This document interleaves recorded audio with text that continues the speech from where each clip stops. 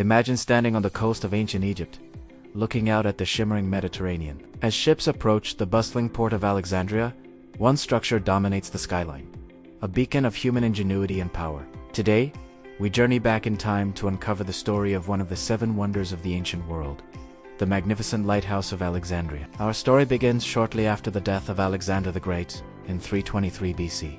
His vast empire was carved up among his generals, and one of them, Ptolemy the First Soter, claimed Egypt. He established a new dynasty and a new capital, Alexandria. This city was destined for greatness, strategically positioned to become a major hub of trade and culture.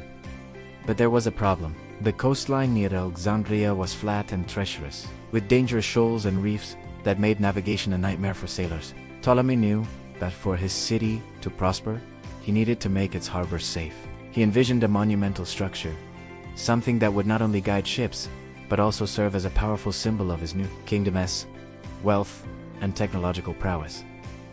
Around 290 BC, Ptolemy commissioned the project. The chosen site was a small island of Pharos, connected to the mainland by a man-made causeway called the Hip. The architect tasked with this colossal undertaking was Sostratus of Cnidos, a brilliant Greek engineer. Construction was an immense and costly endeavor, taking over a decade to complete under the reign of Ptolemy's son, Ptolemy II Philadelphus. The final cost was staggering, estimated at around 800 silver talents, an astronomical sum for the time. Legend has it that Sostratus, wanting his own name to be remembered, cleverly inscribed his name on the stone base, then covered it with plaster bearing the king's name. He knew that over time, the plaster would crumble, revealing his own legacy to future generations.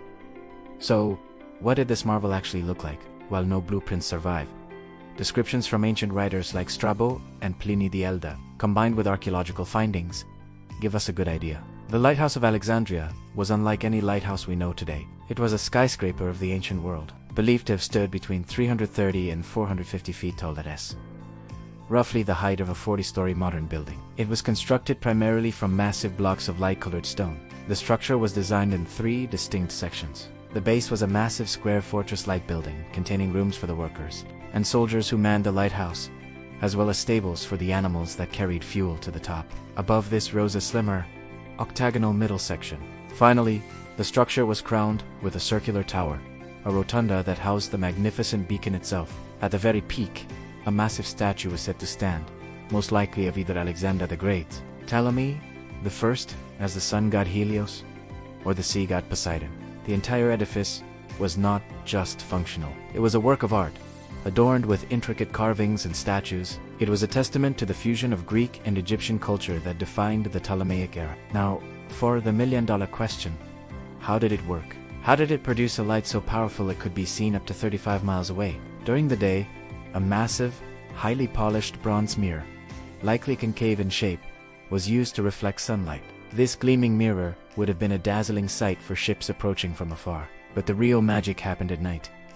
A huge bonfire was lit at the top of the tower. The fuel, likely wood or other combustible materials, had to be transported all the way up to the lantern chamber. This was a monumental task, probably achieved using a system of ramps or even a primitive lift operated by donkeys or mules. The light from this fire was then focused by the same giant mirror into a powerful beam, sweeping across the sea like a modern searchlight. For ancient sailors, seeing this light on the horizon after a long and perilous journey was a symbol of safety, civilization, and arrival.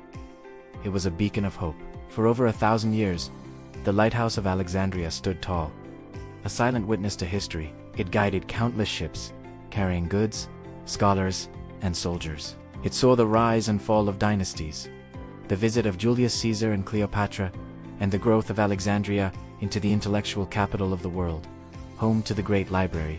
It was more than just a navigational aid. It was a global landmark, a tourist attraction that drew visitors from across the known world, who marveled at its scale and ingenuity. It became so famous that the name of the island it stood on, Pharos, became the root word for lighthouse in many languages, including French, Italian, and Spanish. But nothing, not even wonders made of stone, can last forever. The lighthouse's downfall was gradual, a slow-motion tragedy caused by the relentless power of nature.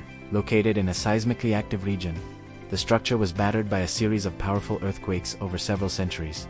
The first major damage occurred in 956 AD, which caused the top section to collapse. Another quake in 1303 caused further severe damage, and a final, devastating earthquake in 1323 left the magnificent structure in ruins. For a time, the ruble remained a sad reminder of its former glory. By the late 15th century, the Sultan of Egypt, Kate Bey, decided to fortify Alexandria's defenses.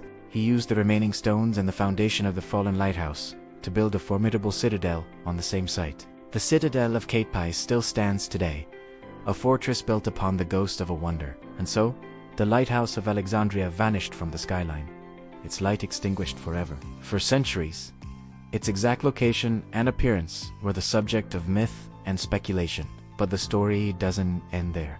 In 1994, a team of French archaeologists led by Jean-Yves Empira made an incredible discovery in the waters of Alexandria's eastern harbor. They found what they had been searching for: massive stone blocks, columns, and even colossal statues submerged beneath the waves. These were the long-lost remains of the Lighthouse of Alexandria, toppled into the sea by the earthquakes. Divers uncovered thousands of artifacts, confirming the ancient descriptions and giving us a tangible connection to this lost wonder. Today, there are ambitious plans to create an underwater museum, allowing visitors to dive among the ruins and witness the legacy of the pharaohs firsthand. The Lighthouse of Alexandria may be gone, but its legacy shines on.